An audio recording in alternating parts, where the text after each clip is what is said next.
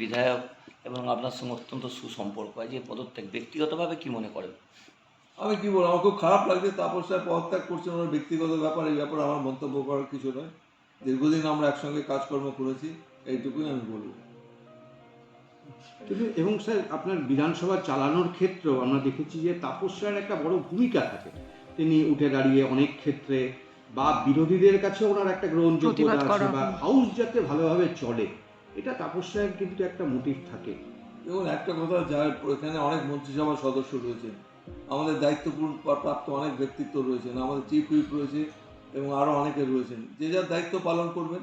কিন্তু অ্যাডিশনাল করে তো কিছু বলার নেই। স্পিকারকে স্পিকারের দায়িত্ব পালন করতে হবে, চিফ হুইপকে তার দায়িত্ব পালন করতে হবে, পরিষদীয় মন্ত্রীকে তার দায়িত্ব পালন করতে হবে, যাকে যা দায়িত্ব দেওয়া হয়েছে তাকে সেই দায়িত্ব পালন করতে হবে।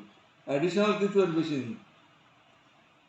মাননীয় সদস্য পশ্চিমবঙ্গ বিধানসভা, তিনি আমার কাছে আজকে এসেছিলেন। একটা রেজিগনেশন লেটার তিনি আমার অফিসে জমা দিয়েছেন। সেই resignation letter is under my examination. আমি কালকে এটাতে অর্ডার পাস করে দেবো। মানে এখনো গ্রহণ করা হলে এটা বলা যাবে না। Naturally, it is under my examination. I have to look into the contents of the resignation letter that has been submitted by him on the light of the provisions laid down under West Bengal rules and procedure conduct of business in West Bengal Legislative Assembly, and then we'll pass my order by tomorrow at 12 noon.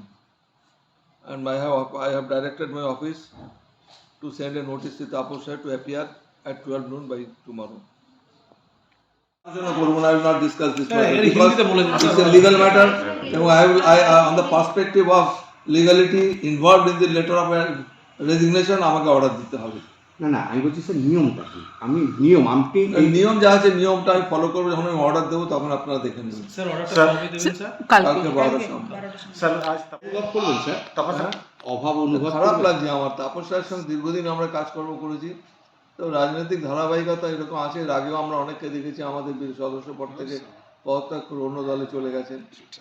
আর কি বলার আছে। কিন্তু sir একটা তো দৃশ্যের দেখালেন যে উনি যদি অন্য দলেও যান, তার আগে বিধায়ক পদ ছাড়লেন, যেটা এখন মানে বিরল মানে অনেক ক্ষেত্রেই। না না, আমার এর আগেও এরকম ঘটেছে, বিরল কিছু না। আইনত করতে গেলে পরে এটা সঠিক কাজ উনি করেছেন।